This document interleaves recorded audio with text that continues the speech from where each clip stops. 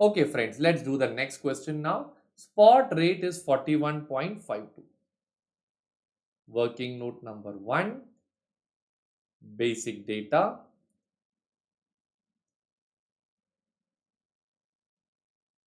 Spot rate is equal to 41.52. 3 months forward premium is 0.93% annualized. So 0.93 into 3 by 12 will be 0.2325 percentage.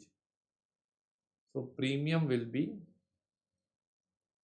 0.2325 percentage. From this, can you tell me what will be the forward rate?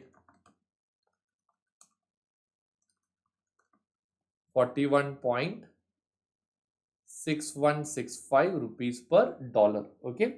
What is the outright forward selling rate is what they are asking you. 41.6162. This is the answer, friends. I hope you are clear with this video, friends. Thank you so much.